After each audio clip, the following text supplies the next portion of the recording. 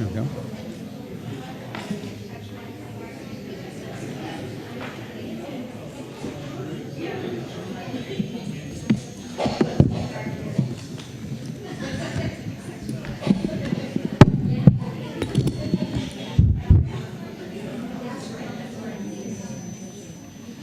A little bit of feedback.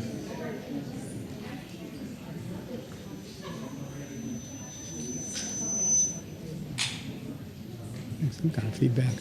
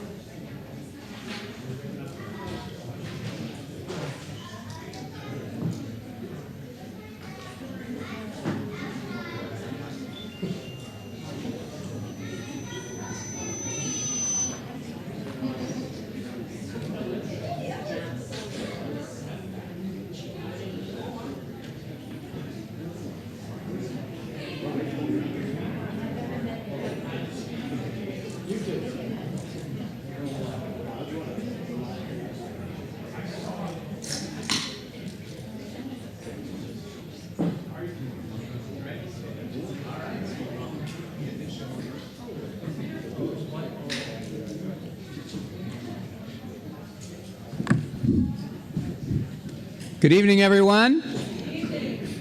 And welcome to the 2024 Mountain View City Council Candidate Forum, hosted by the Chamber of Commerce. Thank you for that rouse of applause. I'm Peter Katz, President and CEO of the Chamber.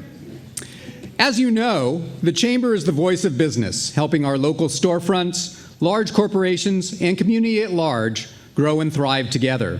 We advocate on behalf of businesses, host public forums, such as tonight, provide tools and services to help our local economy, and put on major events such as that small little party we're throwing in a week and a half called the Art and Wine Festival. By the way, shameless plug, we still need volunteers, so bring your family, friends, and anyone else. As you may know, 4 seats are open in November for our City Council. Tonight, the Chamber is pleased to welcome all 9 candidates to the forum. I want to thank the entire table here for your active participation tonight and for your ongoing service to our community. We also want to thank KMVT for filming this event. It is being live streamed tonight and taped for later viewing on our website, chambermv.org. So, we want to be equitable as well as efficient with 9 people at the table in our use of the next 90 minutes. So the format will be as follows. Each of our candidates will have 3 minutes for an opening statement, and we're going to go right down the table alphabetically. I will be reversing the order later. We'll have a moderated Q&A, and I'd like you to keep your answers to 1 minute. And yes, I will have a timer here. Gee, just like a city council meeting, right? 90 seconds. We will also do a lightning round where there are going to be some quick questions that you'll be able to answer yes, no, or yes with reservations or no with reservations. Or no comment. And finally, you'll have a minute and a half for a closing statement. So I think if we stay efficient here, you'll have a lot to share with everybody. And before we go too much further, let me introduce our panelists tonight. Our candidates are Chris Clark, Devin Conley, Jose Gutierrez, Nicholas Hargis, John McAllister, Eric Poisson, Emily Ann Ramos, Matt Showalter, and Ida Rose Sylvester.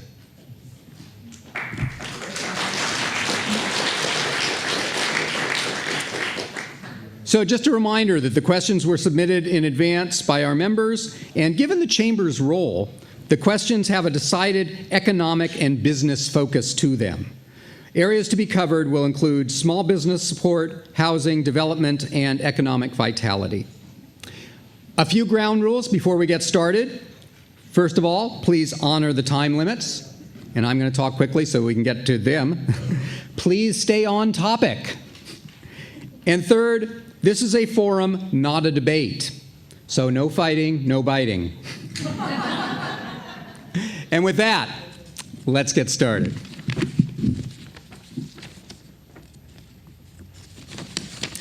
As I mentioned, everyone will have a chance to give a 3-minute opening. So I'm setting the timer for 3 minutes, and we will start with Chris. Right. Well, good evening, everyone, and thank you to Peter and the Chamber for hosting this forum tonight. I'm Chris Clark. I've lived in Mountain View for nearly 17 years now, and I've spent 15 of those years serving my community here in Mountain View. That includes 8 years on the City Council as mayor and on a couple of the commissions, the Human Relations Commission and the Environmental Planning Commission, the latter of which I currently serve on. I termed out of council in 2021 after 8 years, and I'm hoping to do it one more time. The chamber has thankfully endorsed my last 2 campaigns, and I'm hoping to earn their endorsement again this year. My civic activities, however, don't really pay the bills. So my day job, the first one when I moved to Mountain View, was at a small tech startup in downtown on El Camino Real, between View and Bush Streets, where the Jack building is now. After that, I ran a large tech company in San Francisco, and I can talk for hours about how Mountain View is better than San Francisco with the red tape and taxes, fees, permitting, and all those things that I had to deal with when I was, in part, handling real estate for that company. I'm running because I've deeply missed contributing to Mountain View at the council level and policy making, and I believe we need continuity as our city evolves over the next 4 years.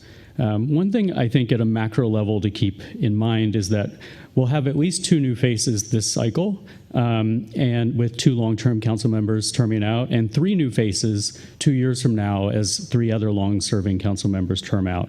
I believe we need a good mix of both new blood and experience on the city council. And the good news is that you can vote for up to 4 of us. You don't just have to pick 1 or 2, and you can mix things up with voting for both continuity and new blood, which I think is healthy. My reputation on council was as a consensus builder. When you're on council, you quickly realize that you're just one of 7 votes. And no matter how strongly you might feel about a particular issue, you need at least 3 other people and 4 votes to get things done. I'm known as a pragmatic, middle-of-the-road policymaker.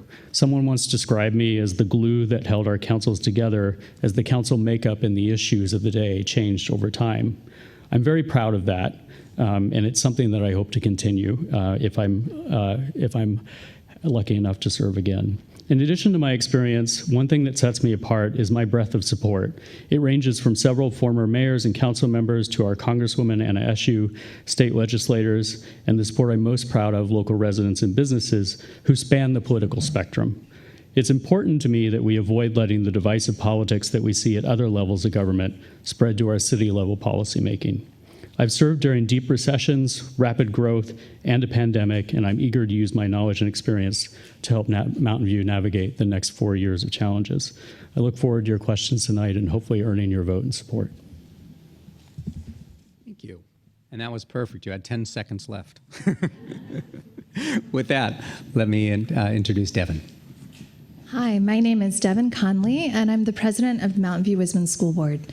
I'm also an 18-year resident of Mountain View, and I'm running for city council because I believe that family-friendly city planning is good not just for children and families, but for all of Mountain View. I moved to Mountain View 18 years ago, and I like to joke that I fell in love with, or not joke, but to really, share that I fell in love with the city of Mountain View and my husband at the same time. I was at Berkeley earning my master's in city planning, and I was driving down on the weekends because I was dating my now husband, and I had to study the general plan for a specific city for an entire semester. And of course, it was a no-brainer to choose Mountain View because I was driving back and forth. And it was just fantastic to look at the thought and care that went into developing the city that we have today. Really inspired me, and I moved here shortly after graduating and never left. I have volunteered and taught in our public schools. I helped reboot my neighborhood associations, Shoreline West, almost a decade ago now. and it's thriving. We just had a huge block party with a few hundred people come out. And I also served on the Parks and Recreation Commission from 2017 until the end of 2018, when I was elected to the Mountain View Wisman School Board. I've served on the school board for almost 6 years now, and one thing that I can say definitively is that the needs of our students extend far beyond the classroom, and they're really tied to our community's well-being. I've been able to bring my background in city planning as well as my background in education together for the last 22 years throughout my career. There's a real overlap between city policy and school policy. And when we talk about housing, transportation, public safety, all of these different topics, small businesses and a thriving downtown, these are things that impact the lives of our children every day as well. From when we look at downtown, when we lose businesses, we lose jobs. And when we lose jobs, some of our students lose their homes because they can't afford the rents that they were paying. So it's all interconnected. I'm really thrilled to be here tonight with all of you, and I look forward to earning your vote. Thank you for hosting this forum as well and letting us have a public discussion about the future of Mountain View. Thank you. Jose. Thank you very much. Can you hear me? Yes. All right, awesome. I'm Jose Gutierrez Jr. I have been a part of the community since 1999. I moved to Mountain View because it reminded me of where I grew up in San Diego. It reminded me because of the men and women that were in the armed forces here at Moffett Field, and I was used to that. That was my vibe.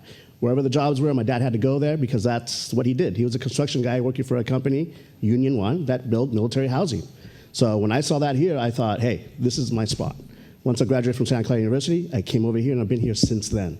In 2015, I was lucky enough to be appointed to the Mountain View Wisman School District Board of Trustees. At that time, it was a chaotic situation. Many of you know that. If you don't, look it up.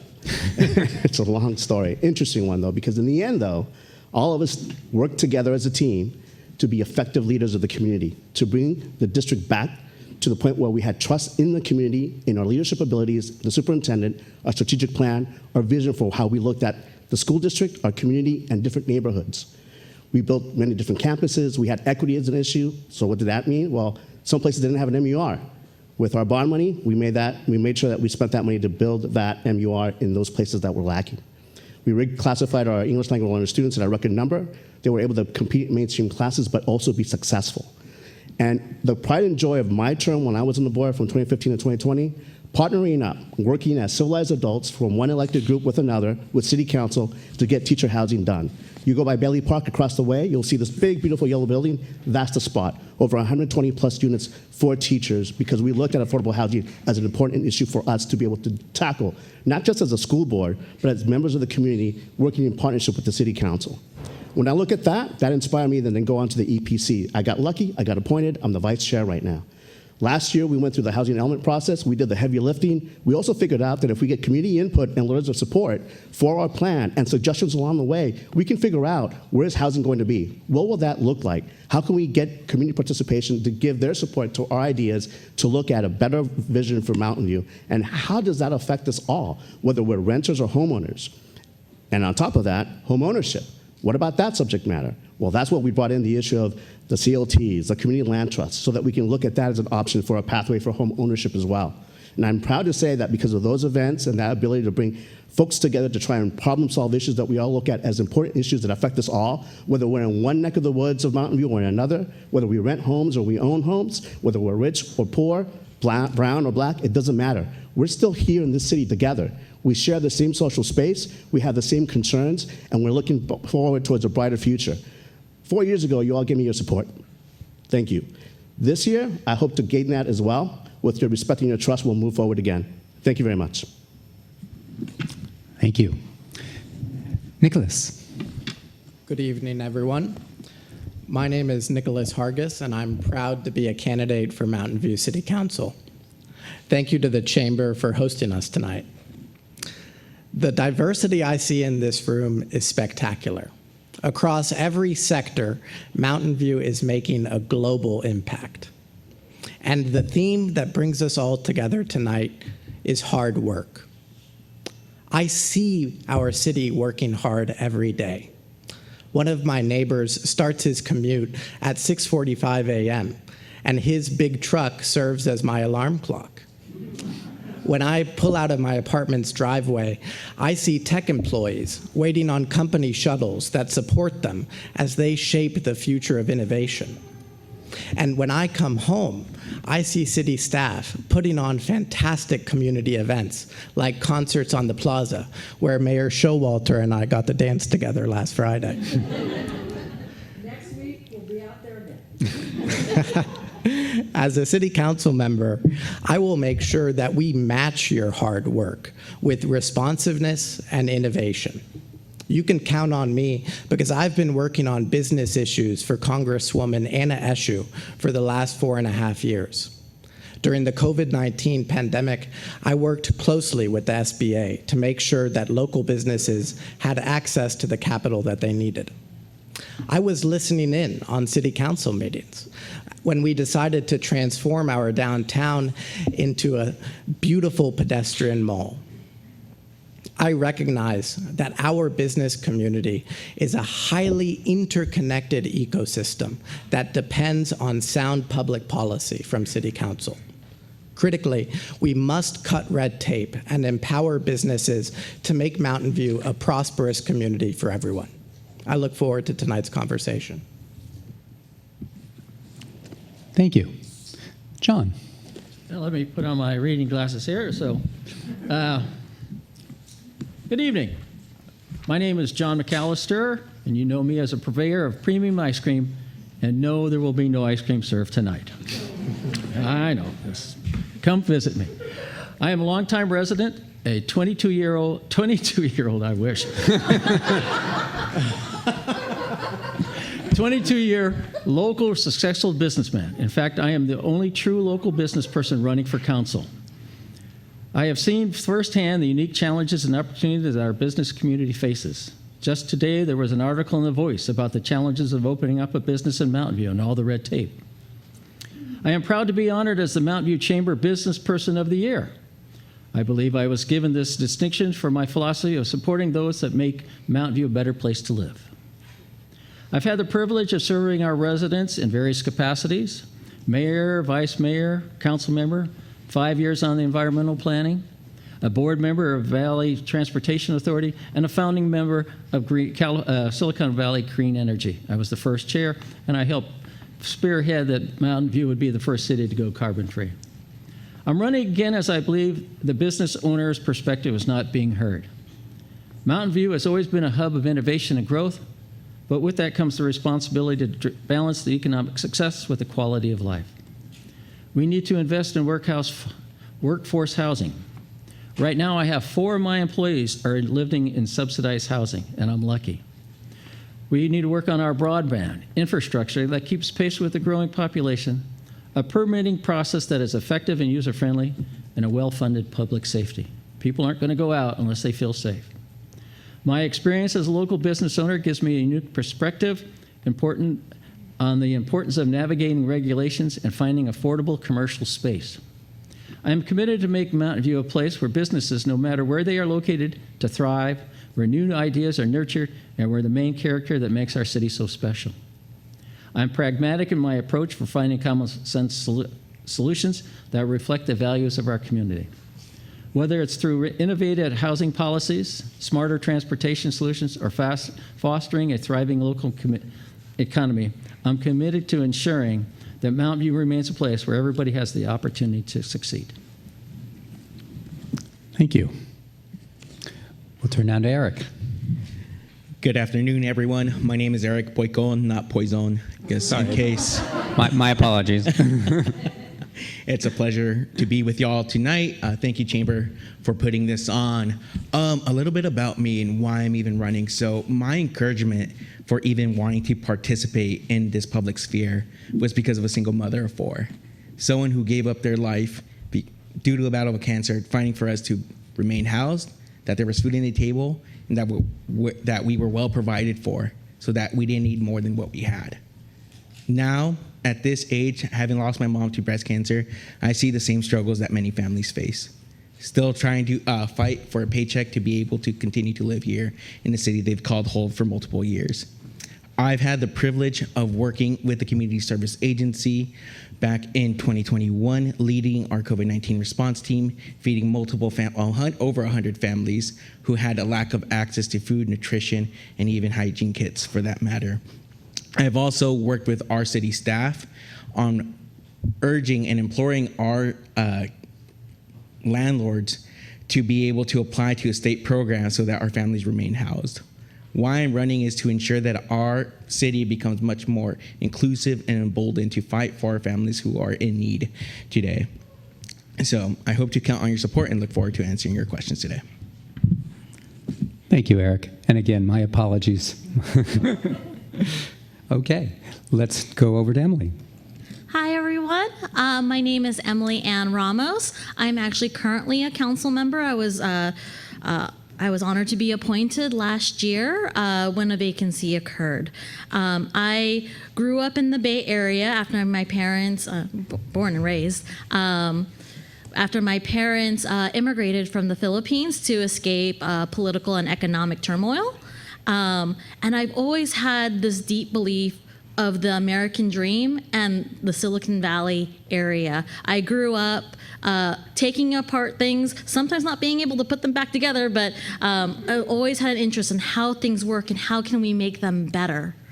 When I moved to Mountain View, I got involved with many groups to work on our housing crisis. And then subsequently, I was appointed to our rental housing committee where I served until I was appointed to council. I believe that Mountain View is home. And it's home whether you lived here for only a few years, or even if you just moved here, or if you lived here, if your family has been here for generations, it is home. And I believe in the activism in our community to come together and make things better, to build up on the best things that Mountain View has, our wonderful parks, our wonderful infrastructure, how we take care of each other. I think about all the stuff we did during the pandemic to ensure that people were not displaced from their homes. I think about how we rose together to work on housing solutions like tenant protections throughout this area and our city. And so I love working with really anyone. I'm excited to see what solutions people can come forth with. I joked on the dais a few months ago that there's nothing I believe more than the activism of our community. And I look forward to working with everyone, working with the members of Chamber, working for those who are trying to build their businesses here, who are trying to innovate here. And it's an exciting prospect. So I hope that we could come and build more ideas. I'm excited to hear from my fellow candidates on their ideas, share my own ideas, and share our hopes and dreams with you. So thank you so much for this opportunity. I hope to earn your support. Thank you, Emily. I think I may have lost the mic. Let's move to Pat. Hi, everybody. It's a pleasure to be here tonight with you. And I think this is such a great opportunity for the community to see us all together and hear our responses all together. I'm the mayor this year, and I've served on council for 8 years. Before that, I served on the EPC for 9 years.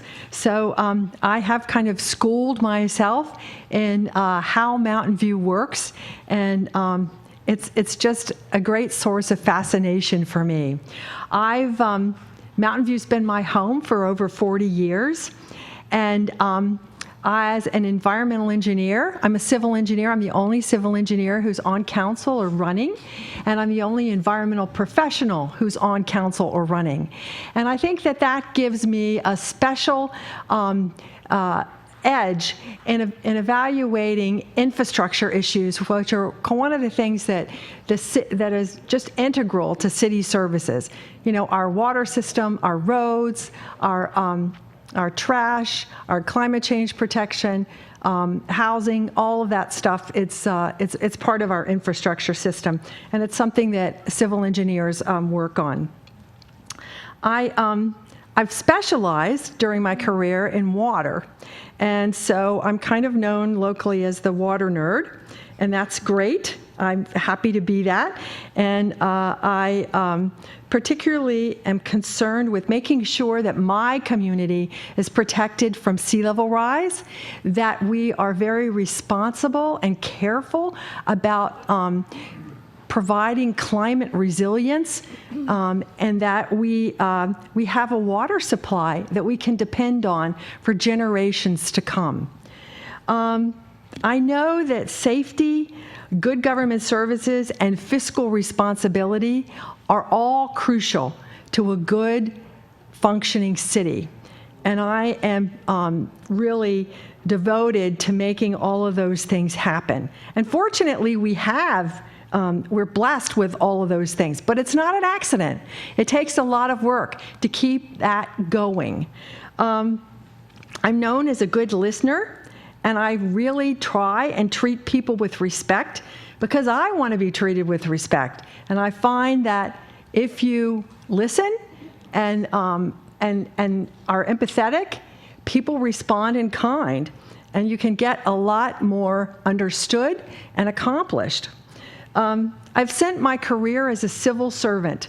I worked for the U.S. Geological Survey. I worked for Valley Water. And so I got schooled in how to get things done, sort of in the patchwork of government that we have here in Santa Clara County. And it's really a pleasure to get to continue that for my community as a council member. Is that time? Okay. Thank you very much. I'm looking forward to answering your questions. Thank you, Pat. And last but not least, Ida Rose. Good evening. I'm Ida Rose Sylvester, a 25-year resident of Mountain View, and I'm actually honored to be here tonight. I want to send a huge thanks to the Chamber of Commerce for hosting this special event and for all the work that you do to support our diverse and very important businesses that are the heartbeat of our economic vitality.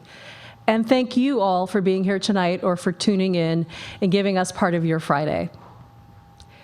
I believe in our ambitious, innovative city with its small town heart, its diverse, compassionate community, a vibrant history, and commitment to solving the biggest issues.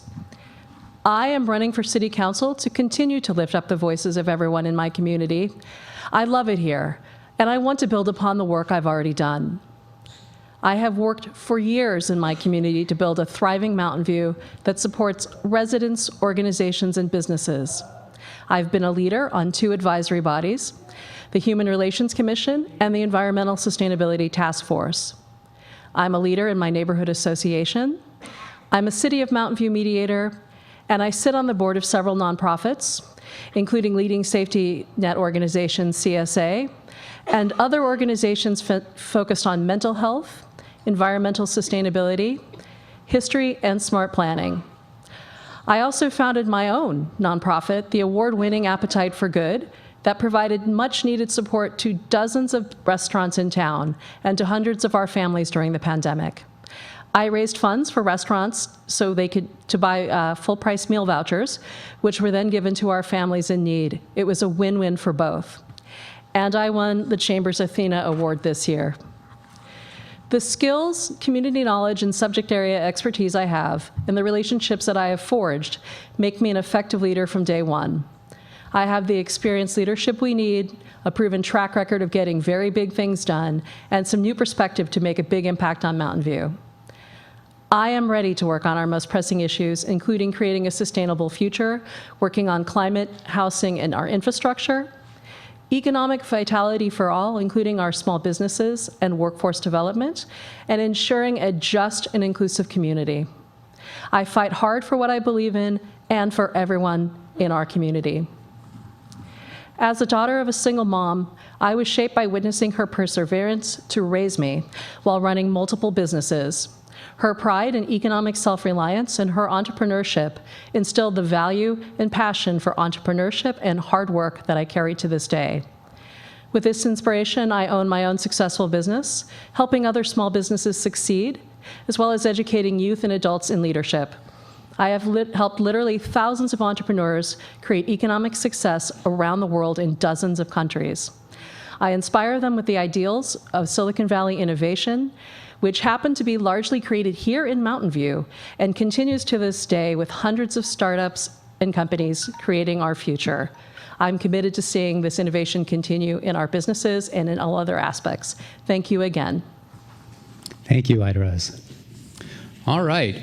Well, I think now you've heard from all of our candidates and gotten a sample of what their platforms are and what they are standing for. Now we're going to get into some more specific questions. I think it's rather convenient that the Mountain View Voice actually had an article this morning on small business. And one of the things that we at the Chamber have said that and reported is that Mountain View is often considered as a hard place to do business. So the real question is the flip of that, which is, what does it mean to be a pro-business city? So with that question, I'm going to start kind of in the middle instead of going all the way down. So Nicholas, I'm going to start with you. Thanks very much. That's a great question. I think that being a pro-business city is having a growth mindset. The City Council has an opportunity to establish a culture of collaboration. And that means focusing on the fundamentals that business owners bring to us as being priorities for them. So things like public safety, making sure that our streets are clean, and we have a responsive city government that addresses the concerns that people bring to us in a timely fashion. I also think that that means looking at our public policy very carefully and seeing how we can intentionally help our businesses.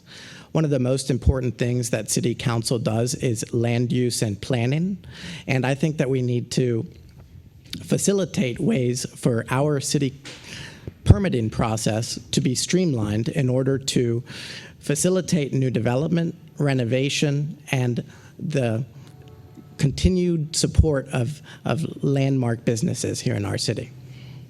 Thank you. And thank you also. I forgot to mention that this is the 1-minute response line, and you made it under the wire. Thank you for that. I'm going to move now to Jose. Thank you very much. So the article was awesome because it pointed out to the specific weaknesses that the city has. And there's two things that we have to look at when we read that article. One, how long did it take to that point, get to that point? And two, how quickly can we resolve it? I know the city's been doing everything they can to try to modernize their systems to have a permitting process that's more streamlined and efficient. That's great. We could have done that a while ago. And one of the things that I like to bring to City Council is accountability so that we can work with our staff to be able to get this taken care of in a much faster, streamlined approach, as opposed to taking some time, 3, 4, 5 years to get something done. I don't think that's very efficient. And if I'm a small business owner, I don't have that much time to make a profit. I need to do it now, I need to do it quickly, and I need to be efficient, and I need to know that someone in City Council is on my side looking out for me. So when I look at the permitting process, I'm glad that we're taking those steps. One thing that they also mentioned was that they were taking the time, I thought, to be able to then answer questions for those folks who were wanting to get up into the small business community here in Mountain View.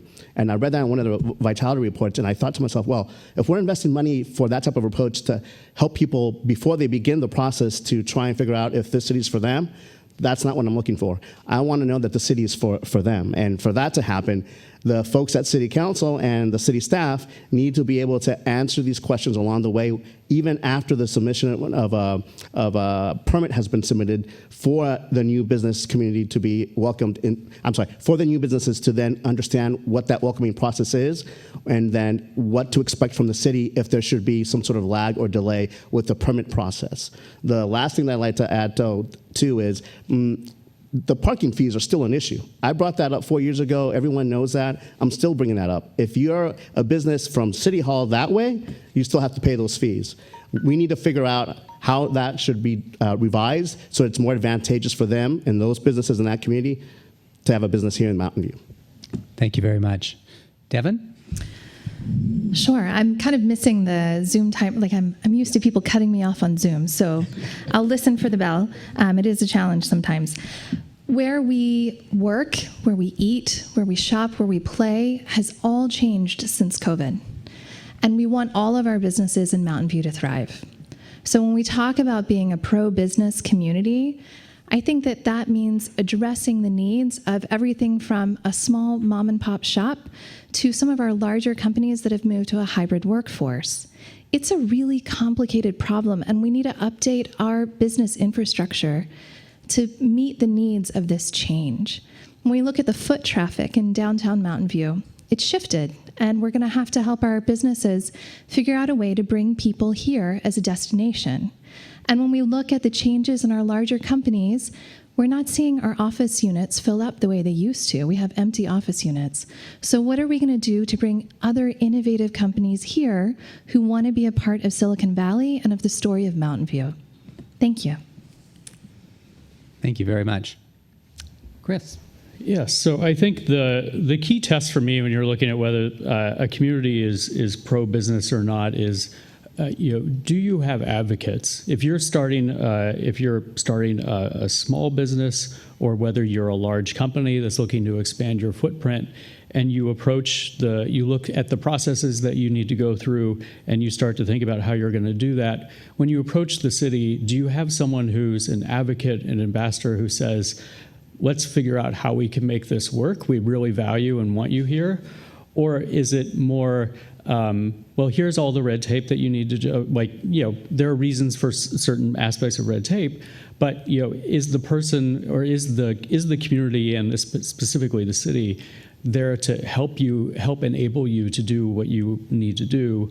Or are they there to simply check boxes? And there have been examples of the past where if you wanted to start a business license, you couldn't do it online. All those things are little things that add up. And I think especially bringing back the ambassador program and having city staff who are there to help hold your hand along the way is really what will help. Clearly, perfect timing. Okay, and as I mentioned, we'll start in the middle and go outward. So, John. Again, being the only business person on the council, what I look for is a city that is actively recruiting for businesses to come downtown. Now, we have a lot of turnover, either because of high rents or that the product that they decided on just wasn't going to make it here. But that's one example of saying, hey, we want you to come here. We're going to work with you. Another part is that work in conjunction with the chamber. They're supposed to know, they are there to help advocate for businesses, and hopefully they will give you a conduit to say, okay, this will make sense and this doesn't. One part to making sure that we're a pro city is the infrastructure, and a lot of people are talking about the permitting process. That's very important. But a business wants to come where they can have open space, where their employees can walk around, that they have a broadband that's sufficient to handle their power. I remember one business over in northeast Wisman that Mountain View did not have the broadband for them to actually do work. And so they spent thousands of dollars digging a trench to the next city, Sunnyvale, and giving it in. So that's one aspect.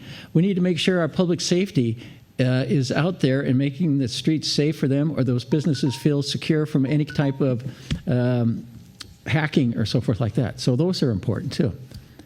Did I have a 1 minute top beep? You have used up your minute.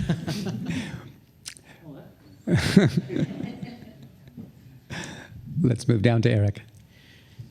Thank you for the question. So when I think about being a pro-business city, I think about when a business is coming in, how seamless are we making this process for them? If you read the paper, part of the process is that they're going for a permit that they're not sure they're going to get, and yet they're paying the property owner a serious amount of cash. They're losing money. They may not get that permit, and they're losing out on business, which means that our local residents aren't probably going to get employed in that place location. So what I think when we are talking about pro-business city is how are we ensuring that we have enough staff employed to make the permitting process much more simpler, not just advocating for e-permit MV. I think that's great, but I would like a model similar to the eviction help center, such as a small business resource center where they're able to talk to a live person and walk them through a process that would be much more, I think, palatable than just trying to search in the internet what resources you can work with. And also making sure that our employees, like part of our safety net structure, are adequately paid so that they see that this is a vibrant location that they would want to be a part of. Dang it. Thank you. Emily? Shall we? I think that any interaction with government should be easy and accessible no matter what function you are trying to work with it, and that includes with our businesses. We pride ourselves in Mountain View of being collaborative, but I think we also need to understand the limits of that collaboration and be very open about it. I hate to hear stories of our businesses interacting with staff, and they're saying they're trying to be collaborative, but they're kind of stuck in this death loop. And so those are the things that we need to be clear. There needs to be clear processes to break through that, whether it is just a hard no, and who does that escalate to? So I think having clear guidelines on what we do allow, what we don't allow, will be very helpful in making sure that our what is that word? Our expectations are met. That's how I view that. Thank you. Pat. Well, a lot of good things have been said that I agree with, but I just wanted to add a couple. First of all the talk about making the permitting process easier, we can't emphasize that enough. There is a lot of work going on to make that happen, but it's a subject that the city needs to improve on. But in addition to that, I think that we also need to have some zoning flexibility. I've supported starting up the gatekeeper process again, which allows us to have innovative use and new uses in places that maybe weren't considered for that use initially. Another thing I think is we want to celebrate our businesses. We really have an incredible mix of companies. So something like the Tech Showcase, I think, is a wonderful thing. And then I think that, you know, when you deal with government, it's much, much easier if you have a single point of contact. And so we have started with the Economic Vitality Program and people who are coming in for permits to try and give them a single point of contact from various departments that helps them through the process. Thank you. Ida Rose. The number one thing we need to do is to get out of the way of what business, and so let our businesses do what they do best, which is run a business. Before the pandemic, we did have one-stop shop permitting for our businesses where you could go in, have your permit reviewed, get feedback, fix things, and move on much more quickly. So we need to bring that back. And then later, once a business is established, we need to let them do business. Right now, I've heard countless stories from business owners I've talked to that they can't sell coffee alongside of their bakery business because it's a permitting process that is too onerous and they're told no. So we need to be able to say yes when our businesses want to grow and expand. We also need to encourage a community that is good for workers that work in these businesses, which include making sure we have adequate housing that they can afford and transportation. And that also helps us retain our businesses, large and small. We need more workforce development, like the recent Mompreneurs program, which helped train and create whole new businesses for workers in our city, which created vitality.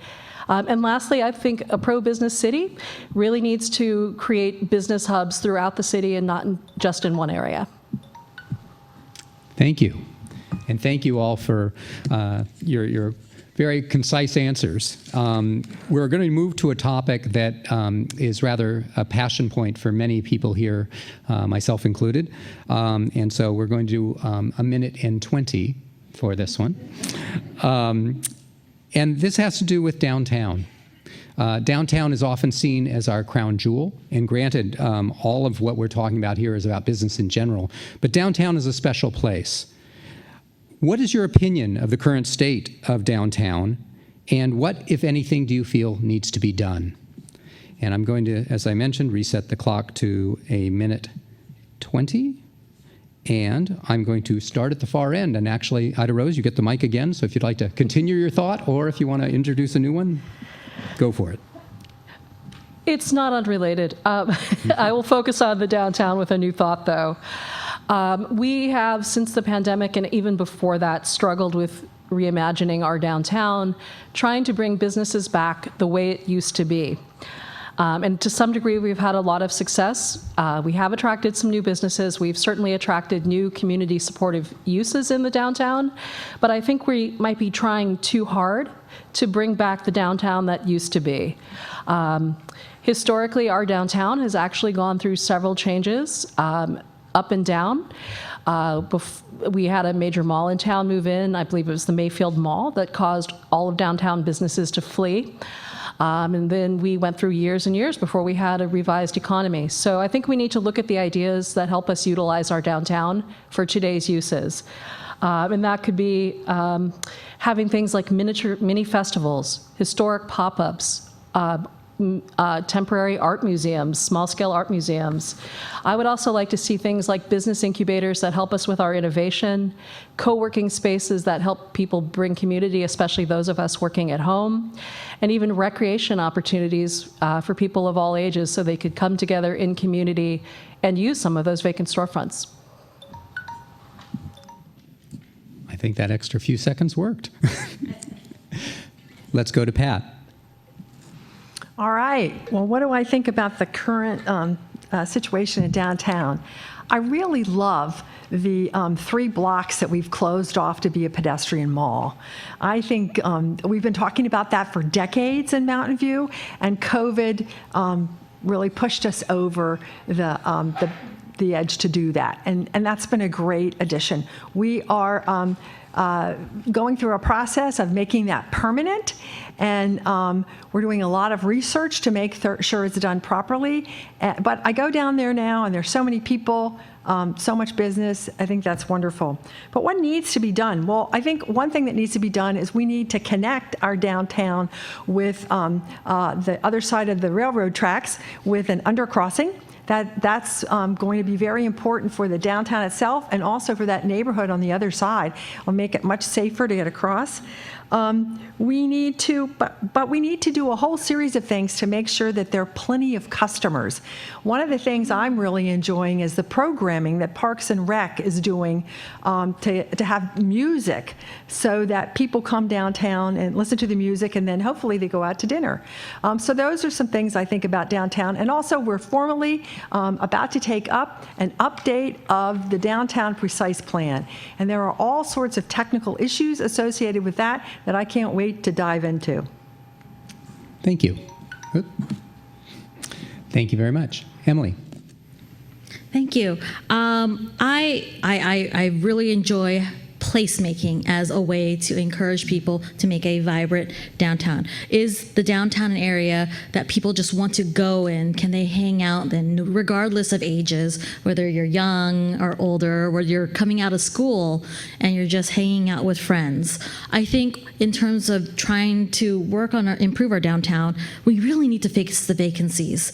And this is a conversation that we need to have not only with the businesses that we hope to fill those vacancies, but also the property owners of those vacancies. It's a very interesting thing comparing downtown with the San Antonio shopping center. I spend a lot of time whenever I go to a new business and I get an opportunity to talk to someone who's worked on essentially making sure that that business is there, like a manager or whatnot.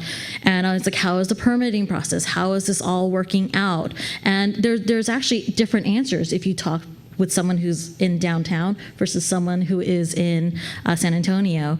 I think about when we opened Limon, it was a great ribbon cutting, and then shortly after that we did Il Fornaio, and those were two very different stories on how they went through their permitting process. And I think a lot of it has to do with San Antonio has some advantages of being a newer property. Downtown, we have a lot of historic properties, and we have to figure out how to essentially update that within that thing. And I'm running out of time, aren't I? 2, 1. Okay. With that, Eric. I sure can. Thank you. To simplify it a bit, downtown is really a city crown jewel, and we'd like to know what your opinion is of downtown currently and what, if anything, needs to be done. Thank you for the question. So I love our downtown. Honestly, I remember during pandemic, one of my first experiences being in downtown was Ben from Full On Movement treating me to a dim sum dish, and now I consider it the best dim sum in the entire county. And now it's a spot that my family and I like to go to where he sees my nephew and treats him to a mango pudding. It's amazing. That being said, with the climate crisis that we're all facing, and as the city is moving towards a much more greener space, I think that I would like to, and we're doing the facade program too, which is investing in our businesses to be able to retrofit themselves or do any necessary changes within their business so that they can adjust with the growing times, let alone as we're seeing that many of our businesses are being hit by these fake ADA compliant lawsuits, which has been a huge issue with many of our businesses trying to just even paying to fight those kind of claims. So I think that there's not only a need for protection for small businesses, but also a way that we can encourage our small businesses to be much more greener. And maybe that is introducing, with like the facade program, a sort of grant where they'll be able to improve their current conditions, and we can recognize that, advocate for them at such a higher level so that people are aware of what's being done within our local city. Thank you. Thank you. John. When I walk downtown Mountain View, I'm disappointed in what I see. The furniture, the exterior layout is mismatched. There's no continuity, no invitingness. You walk down here and you go, what's this, what's that? Everybody's talked about they've been here a long time. Well, I remember going to J.C. Penney's downtown Mountain View. So there. I mean, Not bad for a 22-year-old. Yeah. Not for a 22-year-old, no. But thank you for the extra 20 seconds. But I go down and it's the middle of the week and shops are closed. When you go to Palo Alto, when you go to Campbell, when you go to Los Gatos, what do you see? You see a mix of retail and restaurants. We have not that balance that brings people down. If we're doing it, I sometimes look at downtown Mountain View as a food court, a glorified food court. That's all there is. So there's no incentives. We have a crown jewel. You're talking about crown jewel of downtown. We have a crown jewel in this Performing Arts Center. That could be a huge economic energy, vibrance to get people to come down. If we modified, and I'm right now currently the chair of the Performing Arts Committee, so that's what I'm talking about, is that we want to bring in more acts for younger people.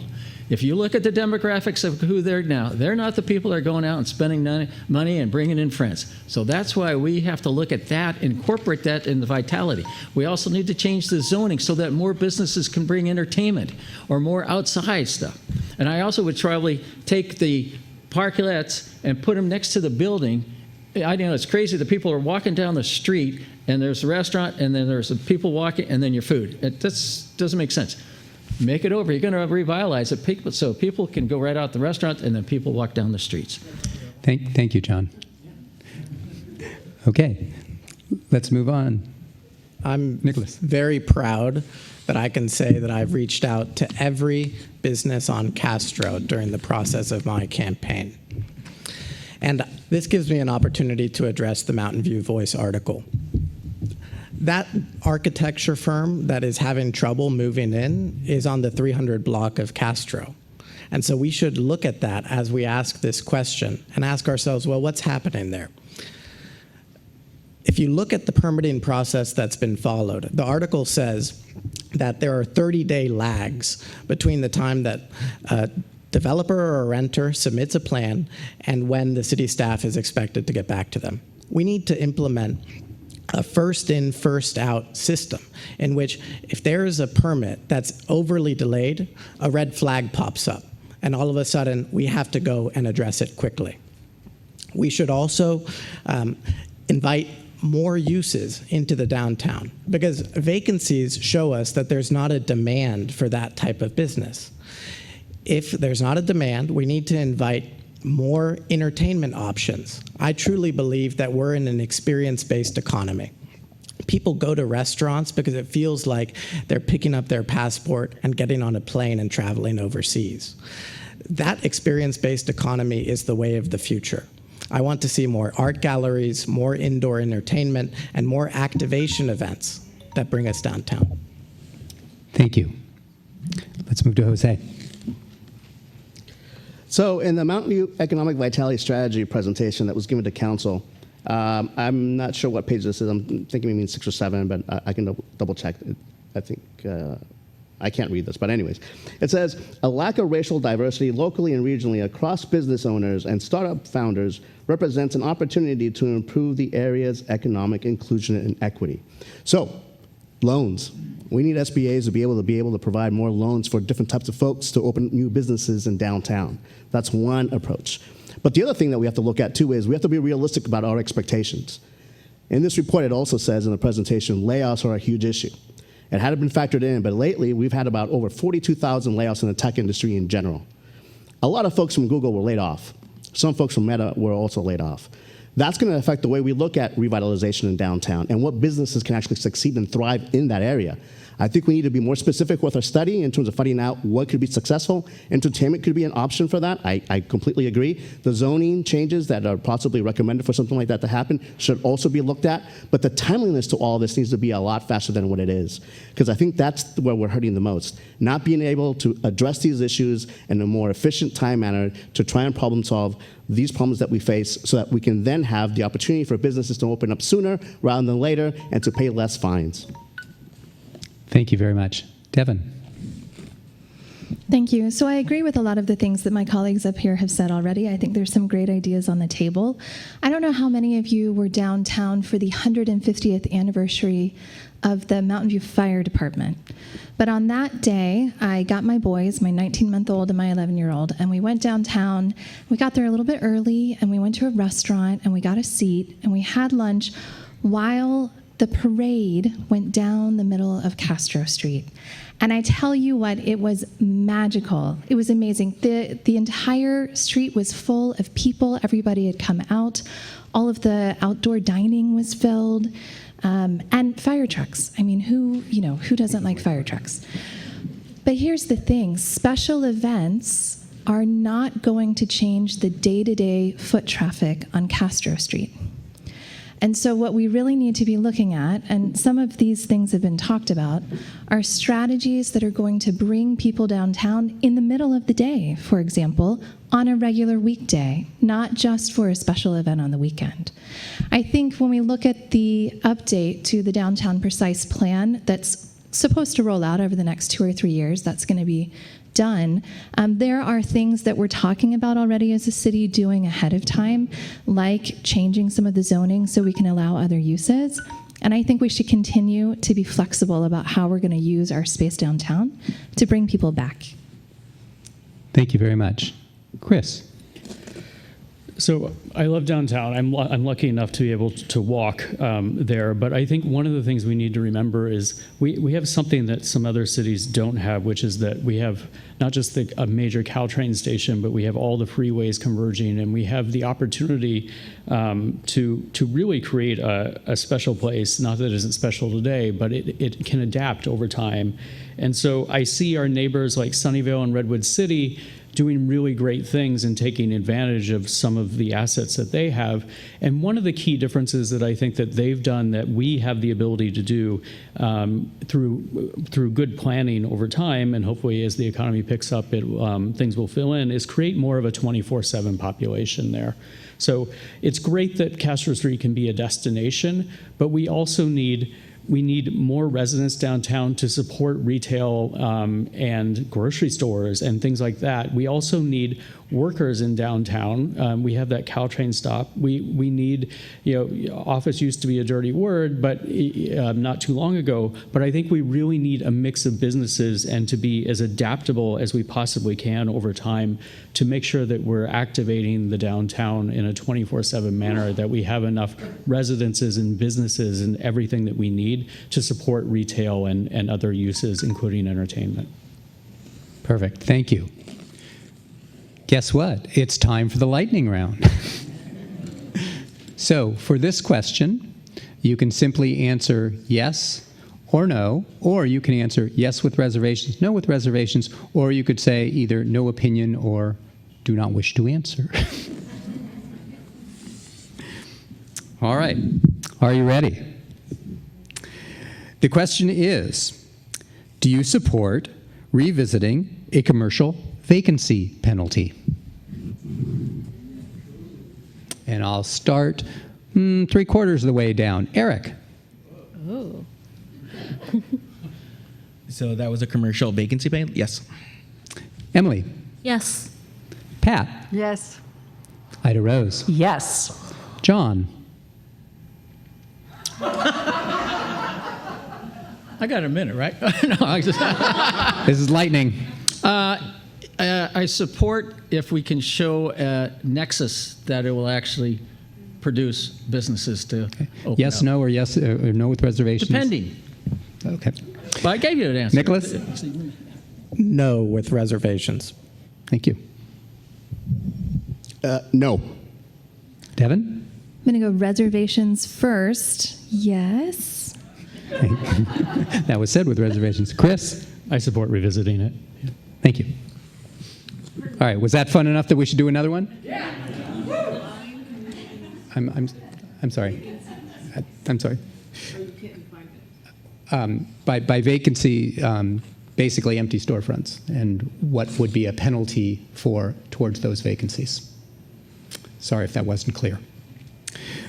Okay. Do you support more office development downtown? Chris? I do, as I alluded to previously. Yeah. Devin? With reservations. Yes, but with reservations. Yes. Palo Alto is also considering a vacancy tax, and so it's not something that's John, play by the rules.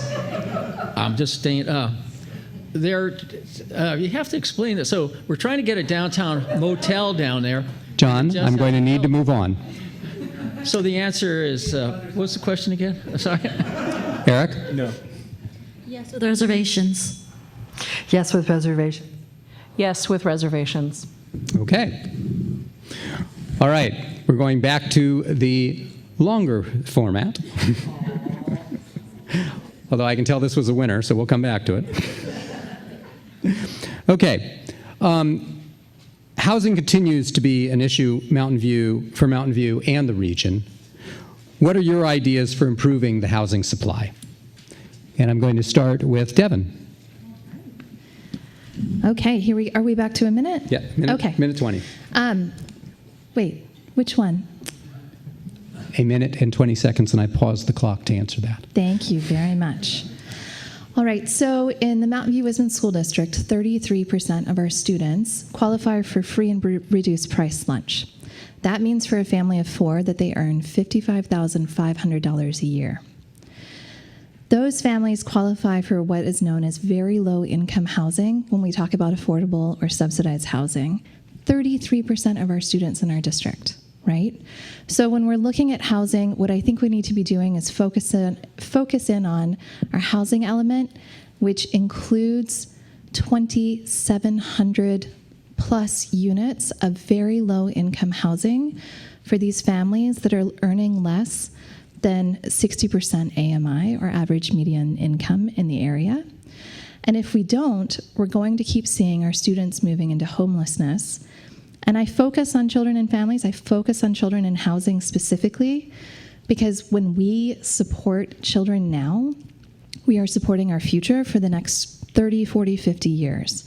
And so anything we can do to make sure our families are housed is going to impact this city for decades and decades to come. Thank you. I'm going to pop around and go to Emily. Oh, great. Yay.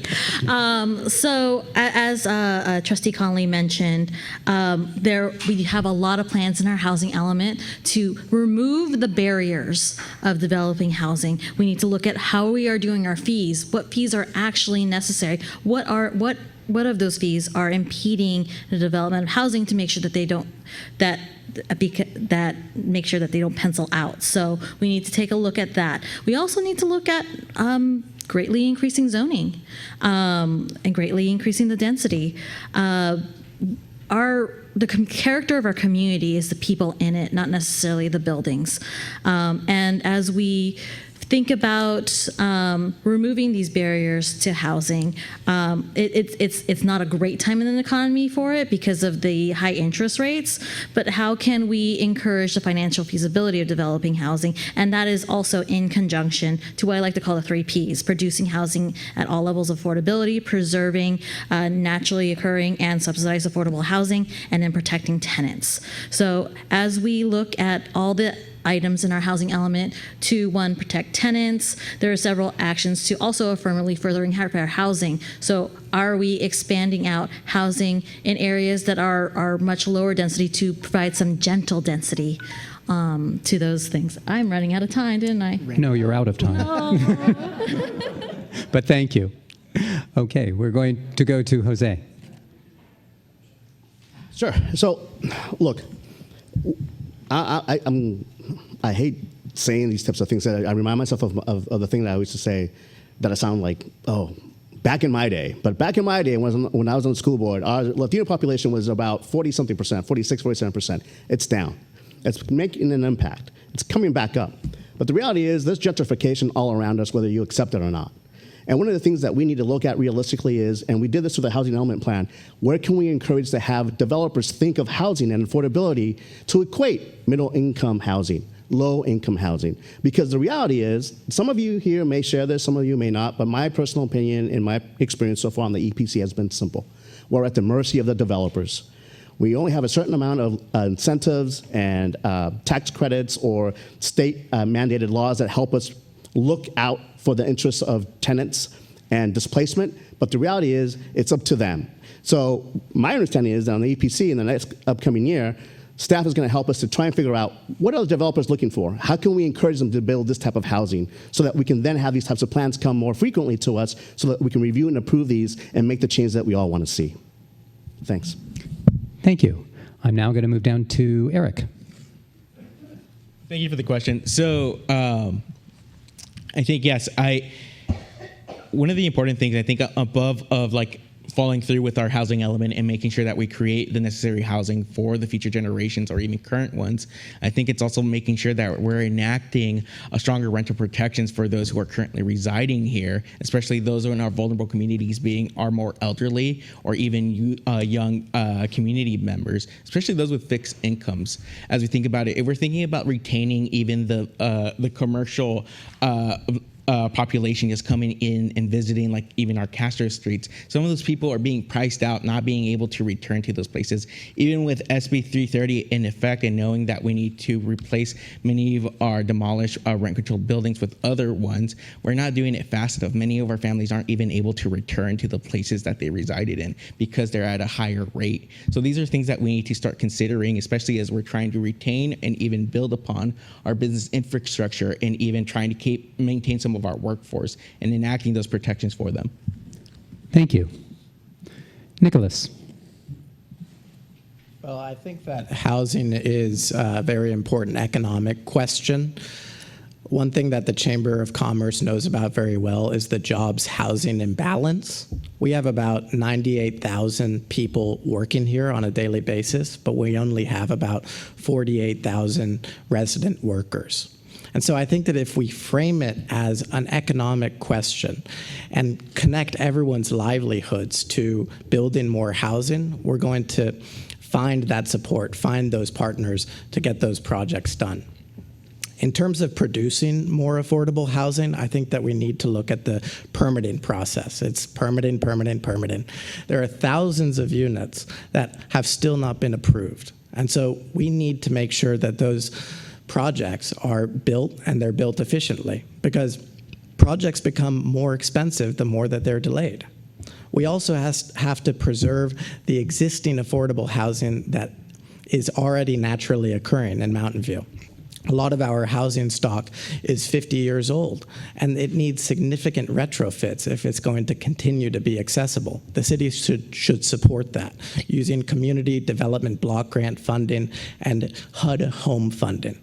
And finally, we have to protect affordable housing with renter protections. Thank you. John. Repeat that question again, please. I know there's a reason for it, but I just want to. Housing continues to be an issue in Mountain View and in the region. what are your ideas for improving the housing supply? Okay.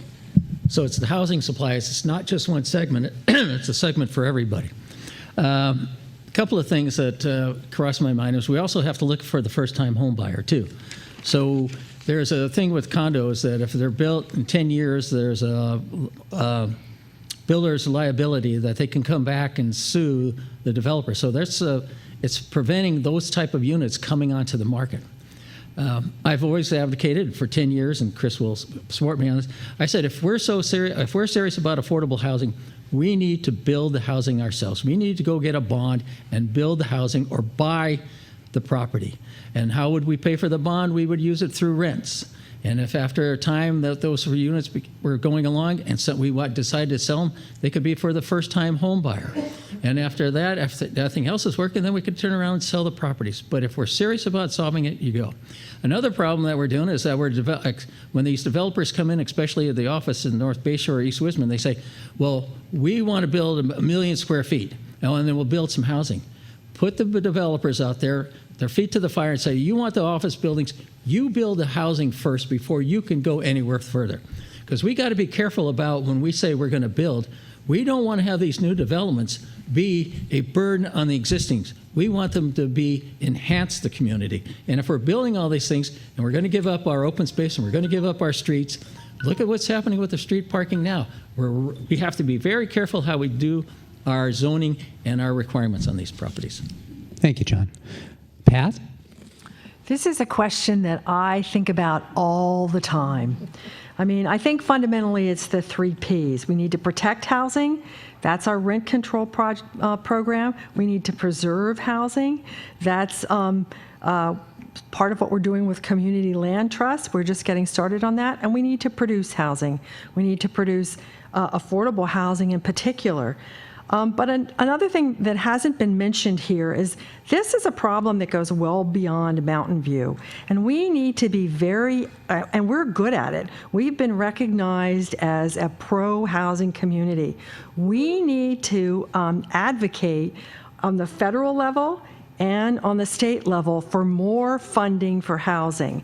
I mean, just last night, Kamala Harris said she was going to help build how many million houses was it in America? A lot. Anyway, we really need to get involved in that. We've been very successful at utilizing the federal programs that are available to us, and we have a BMR ordinance that we've leveraged to produce over 1,700 affordable housing units, but we just need to keep doing it. Thank you. Thank you. I'm going to come back this way to Chris. So as the mayor just touched on, there's what Mountain View can do and there's what we need to do as a region. So when I was on council, I served on the Bay Area-wide organization that works on housing allocations and strategies to make sure that everyone in the Bay Area builds their fair share of housing. And Mountain View has been doing its part for a long time and will continue to. And I think one thing, unless John is able to get his proposal through, by and large, cities don't build housing. They put in place the mechanisms for developers and other investors to build housing. And so the good news, as you've heard tonight, is that we just wrapped up and got state approval for our housing element designated as a pro-housing city. And so that framework details all of the things that we believe that we need to do over the next several years to enable the production of additional housing, which is the topic here is supply. And that includes subsidized housing for very low income, middle income housing, and market rate housing, both ownership and rental. And so we can't necessarily control the macroeconomic factors, but what we can do is be adaptable and put the frameworks in place so that regardless of what economic situation we're in, we're moving toward that finish line or that ultimate goal. Thank you very much, Chris. Ida Rose. First of all, we have to make sure we don't continue to lose the housing that we have, and many people have talked about preservation. One way to do that is through community land trust, which allow tenants to become owners of their property and preserve it. We also need to make sure we preserve our mobile home parks, which are a source of naturally affordable housing. From a zoning perspective, we have a lot of work we could do to approve R3 zoning to increase density for middle income housing, for the missing middle. increasing density in a way that is acceptable to current neighbors in those neighborhoods. And I think for me, something I would love to work on is innovative housing funds. How do we find the money? How do we bundle it and package it? There are a lot of interesting models out there, housing accelerators, other nonprofits, cities, other jurisdictions of government, hopefully more state and definitely more federal funding coming after November, but doing the hard work to figure out how to create funds. And oh, I forgot, and corporations, the corporations that help drive housing demand, working together to find creative funding so that we can build all of this housing. Thank you very much. Okay. In the housing discussion, obviously, building plays a part. We want to broaden that question just a little bit and talk about major new developments in general. What factors are important to you when considering major new development projects? And I'm going to start just down the line this time. So Chris, start with you. And just to clarify, you're talking about any development, or are you specifically talking about housing? No, any development at this point. So I think the key things to consider in any development project is, one, how does it fit in with our overall goals as a community, whether that is, how it blends in with the neighborhood, whether it's environmentally sustainable, whether it's going to, as we talked about earlier, diversify our economic base, because when these large structures get built, they're probably there for the rest of my lifetime, or at least several decades, right? And so we need to make sure that we're evaluating those things and ensuring that they're, in the long run, sustainable and they're going to add value to the community. So I think, and that's not to say that we need to be overly burdensome in every little aspect of whatever that development is, whether it's housing or commercial. But I think really what you need to look at is how it adds value to the community over time, and really does it fit in with the plans that we spent years and years working with the community and others to develop, and ensuring that we're meeting those goals that we set out for, 10-year plans, precise plans, or 20-year general plans. Thank you. Devin. Thank you. So, I'm actually going to tie this to climate change, because I think that I'm focused on a family-friendly Mountain View, and climate change impacts children and families, or children and seniors, the most. And when I'm looking at major developments, I want to see how they're going to tie in with our sustainability goals for our community.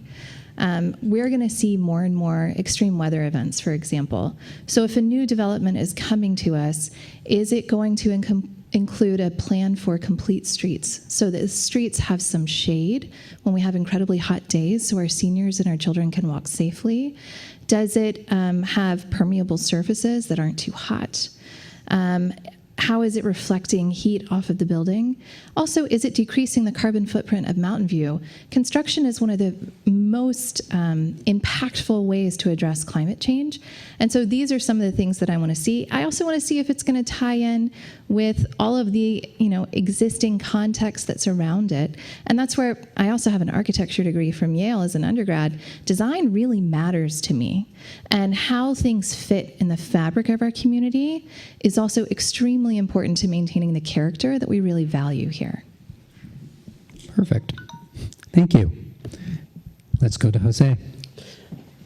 Yeah, so I agree with what Devin and Chris have mentioned so far, and that's all the stuff that we actually look at when we're on the EPC. But we also look at not only does it fit in, but how will it affect those around that project. And we look at the streets. Is it commuter friendly? Is it bicycle pedestrian friendly? If not, let's make those revisions. Let's add that on to the plan. Let's suggest that to the developer. But on top of that, green space. What does that look like? A lot of these folks just will say, hey, we're going to build, this is what it looks like, and we're going to have a little bit of shrubs and trees and bushes in the front with some flowers, and that's enough. That's not enough. That's not green space. That's not adding value to the community. That's not what we want to see. That's not what we really need. We actually need trees. We need green space to be a part of this project. So it acts as maybe a buffer to those around, or it acts as an inviting place to be so that our kids and children in general of all ages and family and senior citizens and anyone who wants to relax and sit down can do that there without any stress at all, knowing that they're a part of a community that fits into the mindset of what Mountain View is all about, the future. Take in consideration what we look at as value add-ons, right? So that's how I look at things when I look at these projects. And on the flip side too is, yeah, design is very important too, and it's also helpful to remind these folks, just like Devin had mentioned. Thank you for honoring the rules. Nicholas. In business, there's a notion of the triple bottom line. And I think that we should look at community benefit for developments in the same way. The triple bottom line asks us, does a project add economic value? Is it sustainable for the environment? And is it socially responsible? I think that when we're assessing a project, we want to look at who we're partnering with and ask if the activity that's taking place at that site is going to further the mission of Mountain View. I think that we also need to focus on sustainability and make sure that a building is LEED certified and has the necessary open space to be part of our environmental solutions. And it should also look at social responsibility. Who are we doing business with? Is it the sort of company that's lifting people up as opposed to bringing people down? I also think that we need to look at development projects from the impact that it makes on our community. One of the things that I hear most is housing and development impacts traffic. We need to create predictable traffic demand management for both the community and the developer in order to make sure that the community knows how a particular project is going to impact our roadways. Thank you. John. Yeah, major developments, when we were looking at North Bayshore, that we were looking for a platinum level, which is one of the highest levels you can get, and that indicates it's very sustainable. There's purple pipe, we're recycling water, you're doing various things with the air conditioning, so forth. And so that was very useful for making sure that that area was environmentally and sensitive to the impact that it was doing. But as I say, and much of people have said, is that we want to be concerned about the compatibility that it does. We want to make sure that we have an infrastructure so that it doesn't impact it. Now, Nicholas was talking about roads and shuttles and services and schools, how many schools and police department. Is our wastewater up for it? I mean, right now we have a wastewater plant that's just, it needs to really be updated so that we can use water for it. But how do we make sure that it doesn't impact the neighborhood so that they're taking on the responsibility of, oh, we got traffic. There's cars parking out in the street. You can't walk down the street because people can't see. You can't do bike lanes because there's so much cars. So everything that we do, we need to make sure that it does work well and that the city is able to support that through the streets, the open space, the parklands, the whatever the city does for infrastructure. So that's why it's important. Thank you. Eric. Thank you, Peter. Yeah, I agree with what a lot of my colleagues said previously. I think it's about who is it for? Why are we creating it? Are we creating an unnecessary consequences to our residents when creating certain infrastructure, depending on where it's going to be located? Should it be located there? Is it going to be accessible to people who are disabled or who have mobility issues? Or is there going to be accessible green spaces? Those are all things that I think we need to consider moving forward, especially as we're fighting a global climate crisis, not only within Mountain View, but globally by this point. But that certain point is, think Emily.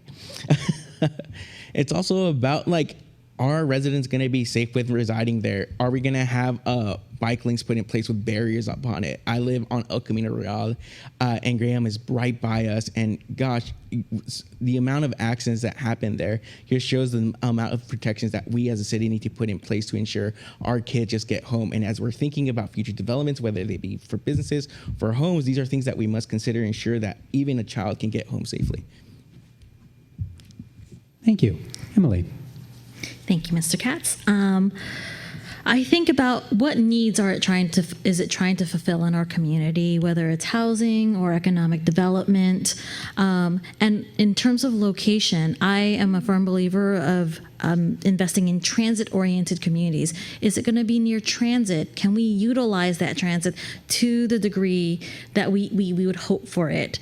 And if it's not near transit, is it going to be a development? We are fortunate in Mountain View that we are looking at things, whether they're large developments or we have large plan areas. And is it in that plan area that is essentially self-sustaining, that you can either walk, bike, or get to that area without relying too much on your car, which is the largest source of our greenhouse gases, really, as many of my I want to say colleagues, so like possible future colleagues, as we're all looking at the threat of climate change and its impacts on our community.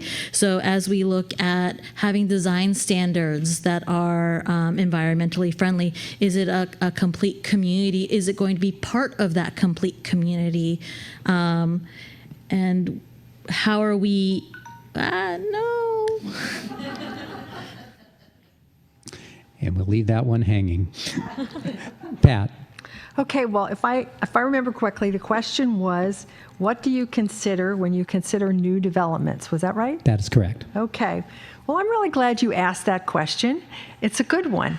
And I'm going to kind of take it up to more the 200,000 foot level. I think what we've heard is more at the 10,000 foot level. And ever since I was on the Planning Commission, there were two basic questions I ask about every development. And they're very broad. One of them is, what will it do to the quality of life of our community? Now that means, will it add housing? Will it add jobs? Will it improve the transportation? Will it make the transportation worse? Will we get school? Will we get parks? You know, all of that stuff. What will it do to the quality of life?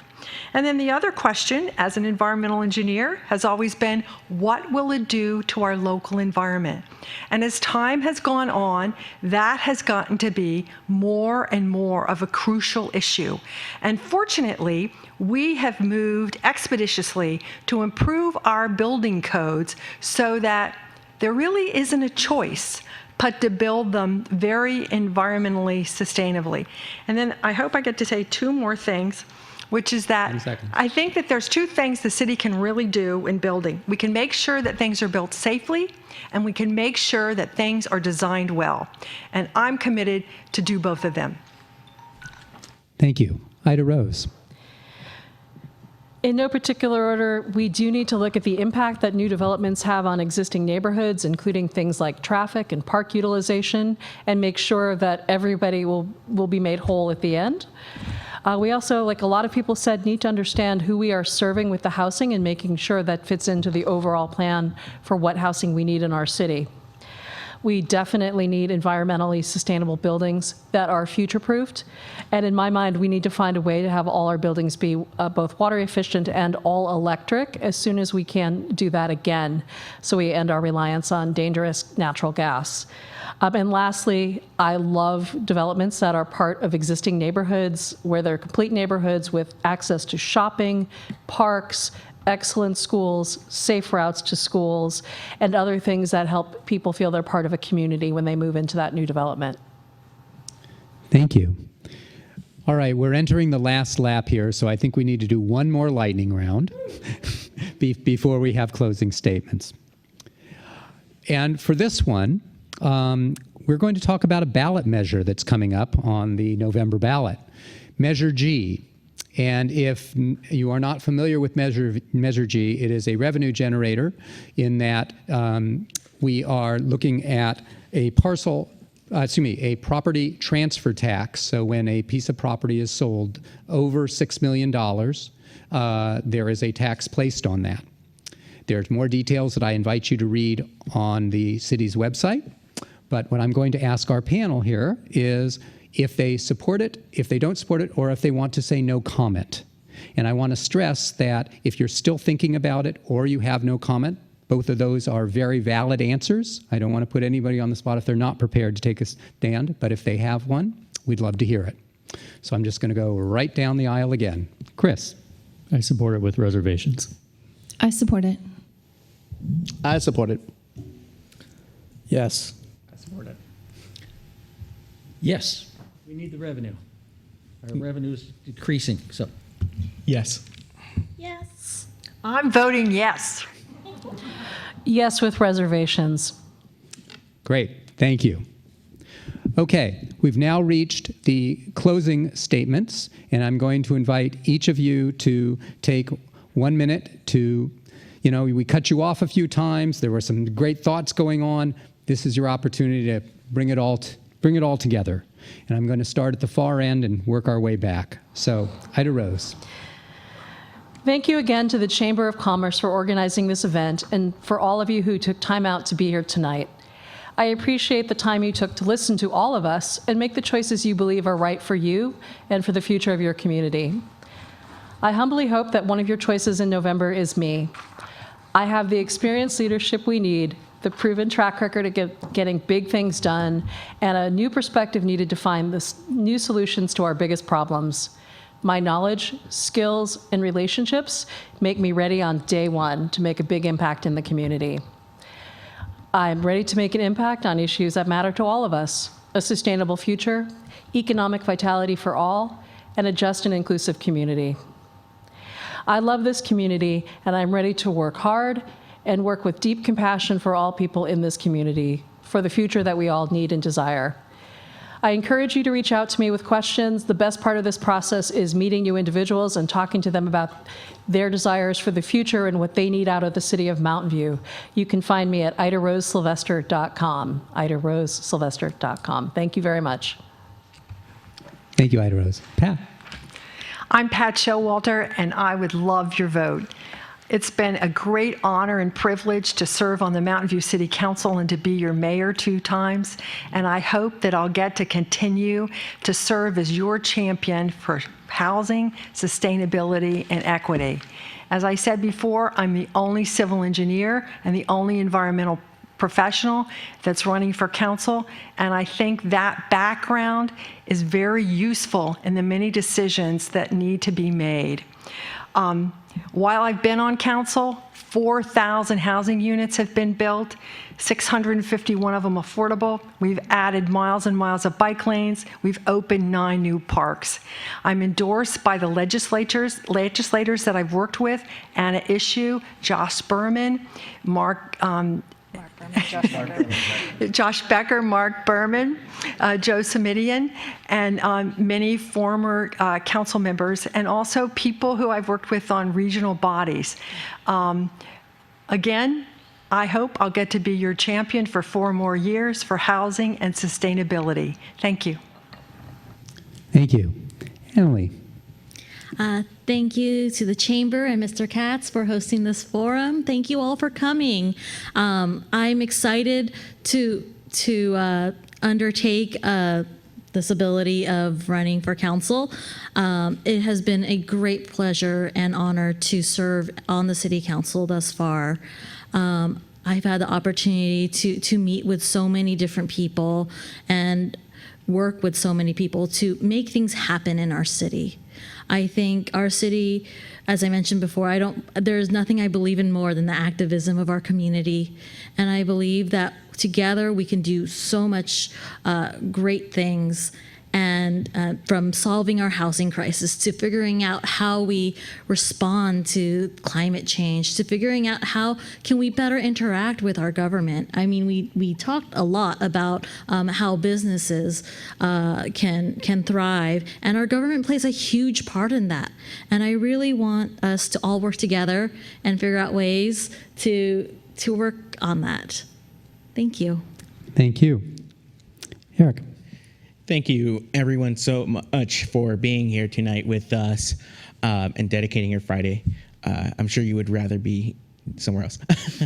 But honestly, it's been such a pleasure just being a first-time candidate in front of you. I've been someone who, again, has had the lived experience and been supported by even our local workers who are members of SEIU 521, Planned Parenthood, Mar Monte, and even a lot of assembly members, because of the experience and because of the urgency that we see our families facing, whether that's eviction, whether that's being able to reside in the home that they live in, whether it's the climate issues that we're going to be facing in the near future, or other things that need to come to our attention. And I will pledge to you that I'm going to be a listening ear, someone who will be receptive to all issues, whether it be business, whether it be our local homeowners, or whatever may come. So I look forward to your support. Thank you. Thank you. John. You know, I grew up in this area as a long time. I raised a family here. They went to the same schools that I went to. I own a business in this town. I want this town to be successful because my family wants to be successful. We've really enjoyed Mountain View. We've had opportunities to go elsewhere, but this is home, really home. And so I want the success that I've had and the memories of growing up here for other people to have it too. And that's why I figured I'm going to run again, because I bring that business perspective to the council. It brings my life experiences to the council, my work experiences, and my education. They're all very well geared for bringing the necessary knowledge and context of how to solve the complex problems that we have in Mountain View. There was a mention that we want to make sure that we have some continuity in leadership. I have proven leadership. If you look at VTA, what I've accomplished with routes, with Silicon Clean Energy, what I've accomplished there. I get things done. I collaborate well with other cities and agencies because we need to, because these are big questions. And I've got endorsements from all these mayors that I worked for. And I will continue to work for finding the common good for the residents of Mountain View. I'm a moderate, so I'm always looking for the solutions. I'm not looking one way or the other. I want to find the solutions. I'm a pragmatic person, and I'm going to make sure that we find it all. Thank you. Thank you, John. Nicholas. What do we want the Mountain View of tomorrow to look like? That's what we've been asking ourselves in different ways tonight. And I agree that I want Mountain View to look like home and feel like home. That's why I think City Hall should bring city politics to people's doorsteps at events like this, through surveys and community building. It should be easy to participate in city politics, not hard. And when we think about tomorrow, we also have to think about the challenges that we face. My guiding principles are equitable growth, public safety, sustainability, and community well-being. I believe that together we succeed. Thank you very much, everyone, for taking the time to be with us tonight, and I look forward to meeting you. Vote Nicholas Hargis for Mountain View City Council. Thank you. Jose. Thank you, Peter. I want to thank everyone for being here because this is democracy in action. It's a Friday night when we're all here together because we're interested in the future of Mountain View. We all contribute one way or another to the development of the city. We all have our journeys and our stories, our families, our lived experiences, and we understand the value of socioeconomic diversity, the contributions that the school district has made to our community, as well as the city council, and just folks in general. Regardless of our race, class, or gender, we're all in this together. I'm running because it's time for new voices to be on city council. I think voices from underrepresented neighborhoods like mine on Latham Street, because I'm an apartment renter, we should also participate in the life cycle of what impacts us as community members and residents of Mountain View. I've done that on the school board. I've been effective. I've brought partnerships into play. And I've also been doing that on the EPC. I take pride in my record because it speaks for itself. That's the type of leadership that I bring. I'm not afraid to speak my mind and to do the right thing. I don't play politics. I'm in the middle as a moderate, but I'll look at both sides of the issue. I'll listen. I'll understand what the problems are, and I'll do my best to work together to get consensus and to get things done. Thank you. Thank you. Devin. My name is Devin Conley, and I am running for Mountain View City Council because I believe that family-friendly city planning is good for everyone in Mountain View, not just children and families, and I hope to earn your vote. Now, I was fortunate enough to serve on the Parks and Recreation Commission, and we were the Urban Forestry Board, and I learned a lot about trees in that time and how the sapling that you plant now is going to be just this beautiful canopy 10, 20, 30 years in the future and build our urban forest, protect our community from climate change, and provide a beautiful space for us. Investing in children is the same promise for our future that investing in those trees is. And the more that we can do to make sure our policies are family friendly, that our children are housed and fed, that they can navigate our city streets safely, not just to and from school. I hear a lot of talk about safe routes to school. They don't just go to and from school. They wander everywhere after school. I tell you, my 11-year-old, he's all over the place. We need to make sure that our children and families have what they need to thrive here. And we can do that in all these different economic ways. And that's the beauty of City Council. But I hope I earn your vote to be able to bring that voice to Council. Thank you very much. Chris. So as you've seen tonight, we have a really healthy democracy here locally. We have 9 incredibly qualified candidates. The good news is you can vote for almost half of us. And so I hope that vote for who you most identify with, but also for both new ideas and new faces, but also continuity, because we are going to have a lot of turnover both this year and 2 years from now. So I'm a known quantity, for better or worse. I served for 8 years. I have a record of working, across issues, and I'm supported by people who both agree with me and who I've been on the opposite side of on various issues. And I think I've earned that support because of how I've genuinely tried to work to better Mountain View and leave this a better city than I found it. So I've had a chance to step away for a few years and digest and learn from both the good things that I did and the mistakes that I made, and I'm ready to do it again, and I hope to earn your vote tonight, and I'm happy to chat with anyone who wants to stick around. Thank you. Ladies and gentlemen, I just want to say that one of the things that is amazing about Mountain View is how much we all care. And as several of our candidates have said, go out and vote. That is the most important thing that we can do. And I want to thank our candidates, all 9 of them, for taking the time tonight, for being honest, open, and caring, and mostly for your service, for service that you've done in the past and the service you will do in the future. I got to tell you, City Council is not an easy job, especially in a town that has so many varying opinions. But I want to say that it takes a special person to lead, it takes a special person to listen, and it takes a special person to do all the things that you do. So from all of us to all of you up here, thank you. Thank you very much for tonight.